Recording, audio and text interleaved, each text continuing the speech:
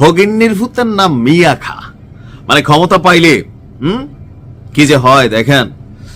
উপদেষ্টা আসিফ মাহমুদ তার বিরুদ্ধে, মানে তার এপিএস এর বিরুদ্ধে 400 কোটি টাকা ধান্দাবাজির যে অভিযোগ ছিল সেটার বিচার কি হবে? মনে হচ্ছে হবে।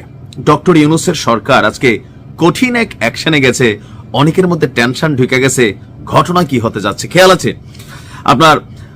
আসিফ মাহমুদ সজীব ভুইয়ার যে সাবেক সহকারী এপিএস মোয়াজ্জেম হোসেন, সাধারণ পরিবার থেকে উঠে আসছে। এখন তার চিকিৎসা করার জন্য সে কোথায় যেতে চায়? আপনার যাইতে চায় থাইল্যান্ড। বাংলাদেশে তার চিকিৎসা হবে না, কেন? টাকা আছে। আসলে পালাইতে চায়। সরকারের মেয়াদ শেষের দিকে দেশ ছাইরা এই টাকা এরা বিদেশ পাচার করে দিছে। এখন এই বিদেশের টাকাটাকে খাওয়ার জন্য দেশ ছাইরা পালাইতে চায়। কারণ আসিফ মাহমুদ সজীব ভুইয়ার বিরুদ্ধে যে দুর্নীতির অভিযোগ আছে, বিএনপি সরকার এটার বিচার করবে ঘোষণা দিয়েছিল ছাত্রদলের আপনার যিনি সাধারণ সম্পাদক আছেন বা সেক্রেটারি আছেন নাসির। এরপরে সম্ভবত টেনশনটা, ঘটনার প্রেক্ষাপট হচ্ছে স্পাইনাল কর্ডের চিকিৎসা করাতে থাইল্যান্ড যাওয়ার অনুমতি চেয়েছে আপনার আসিফ মাহমুদ সজীব ভুইয়ার সাবেক এপিএস মোয়াজ্জেম হোসেন, যার বিরুদ্ধে 400 কোটি টাকা, মতান্তরে হাজার হাজার কোটি টাকা ধান্দাবাজির অভিযোগ আছে দুদকে। ফাইলটা আপাতত আটকে আছে, গতি পাচ্ছে না, তবে পাবে। ওই আবেদনে উল্লেখ করা হয় তাকে ষড়যন্ত্রমূলক ভাবে হয়রানি করার উদ্দেশ্যে এই পিটিশন মামলায় সম্পৃক্ত করা হয়েছে। বাতিজা বাতিজা বাতিজা, তোমার খবর আছে বাতিজা? তোমরা যে রাষ্ট্রটার কি বানাই ফেলছো এক একজন চেয়ারে বৈশা, আমরা কিন্তু বুঝা গেছি। এখন বাতিজার বক্তব্য হয়রানি, তো তোমাকে কে হয়রানি করতে চায়? কে? আস্তে আস্তে সব বের হবে বাবা। মূলত তিনি কোন প্রকার আইন শৃঙ্খলা ভঙ্গকারী এবং রাষ্ট্রবিরোধী কর্মকাণ্ডে জড়িত নন। তার বিরুদ্ধে আনা অভিযোগ দৃঢ়ভাবে তিনি চ্যালেঞ্জ করেন এবং এ নিয়ে প্রতিদ্বন্দ্বিতা করবেন। ঠিক আছে, বিএনপি সরকার আসতে দাও বা জামাতের সরকার আসতে দাও। তার জাতীয় পরিচয়পত্রের উপর আরোপিত নিষেধাজ্ঞা প্রত্যাহার করে তা অবমুক্ত করে বিদেশ গমনের অনুমতি প্রদান করার জন্য তিনি আবার দরখাস্ত দিয়েছেন।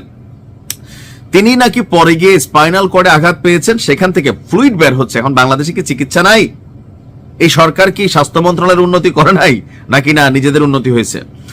Thailand medical visa invitation letter প্রেরণ করে তার চিকিৎসাজনিত পরীক্ষা নিরীক্ষা এবং অপরাপর টেস্ট এবং চিকিৎসা করার জন্য 15 ফেব্রুয়ারি অ্যাপয়েন্টমেন্ট নির্ধারণ করেন। এজন্য তার চিকিৎসা করার জন্য বিদেশে গমনের অনুমতি প্রদান করা আবশ্যক। শুনানি শেষে আদালত আবেদনটি না মঞ্জুর করে দিয়েছেন, কারণ ঘটনার ভিতরে প্যাচ আছে।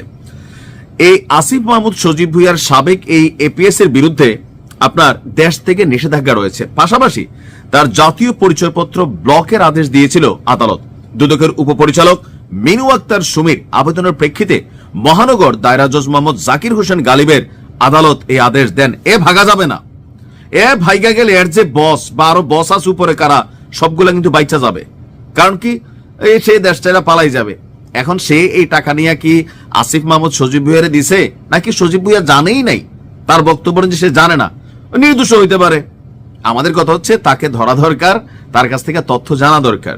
কারণ পরিবর্তিত বাংলাদেশের যে স্বপ্ন আমরা সবাই দেখেছি, সেই স্বপ্ন আসলে বাস্তবায়ন করার পক্ষে আওয়ামী লীগ সরকারের দুর্নীতির বিরুদ্ধে আমরা কথা বলেছি, অত্যাচারের বিরুদ্ধে কথা বলছি।